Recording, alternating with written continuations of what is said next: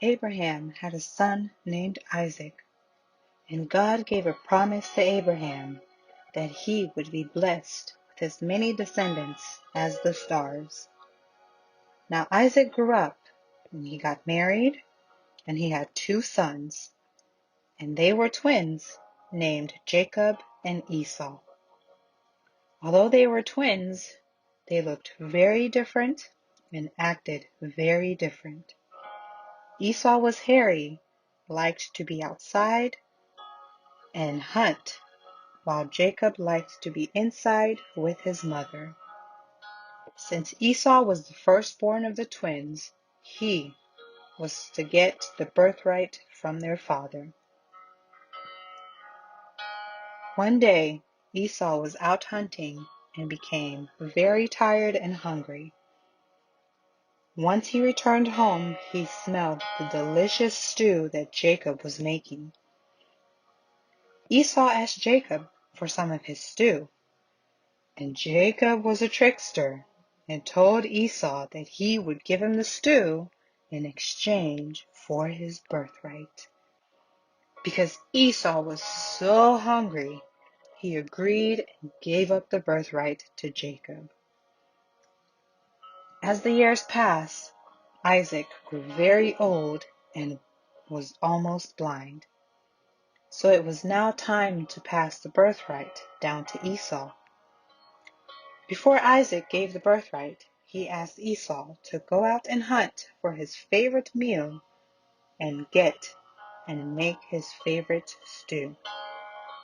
While Isaac was talking to Esau, Rebekah was outside the tent and heard that it was now time to pass down the birthright. She loved Jacob more and wanted him to get it instead.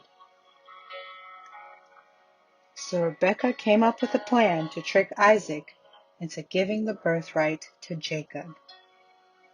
Because Esau was hairy, she dressed him with goat skin and in Esau's clothes so that he would smell and feel like him. So Jacob prepared the food and went into Isaac's tent. Jacob lowered his voice to sound like Esau, but Isaac still was not sure. So Isaac asked him to come closer so he would feel his skin. The voice sounds like Jacob, but the skin feels like Esau's, Isaac said.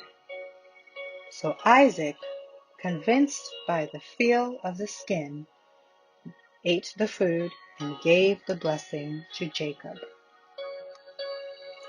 Once Esau returned home from the hunt, he prepared the stew. He came into the tent to give the food to Isaac, and Isaac was very confused. Isaac trembled in fear and said that whoever came before Esau was just given the blessing. Esau became very mad and wanted to kill Jacob, so Jacob had to run for his life. Jacob ran to the land where his uncle Laban was. Jacob wanted to marry his daughter Rachel, but Laban tricked him into marrying his first daughter Leah. Then years passed, and he finally got to marry Rachel. Once his family grew and he got richer, Jacob knew that it was time for him to leave and started to travel.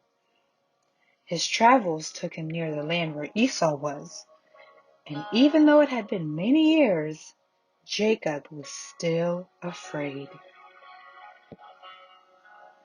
So he sent his servant with gifts and told his wife and kids to go before him and that he would follow after.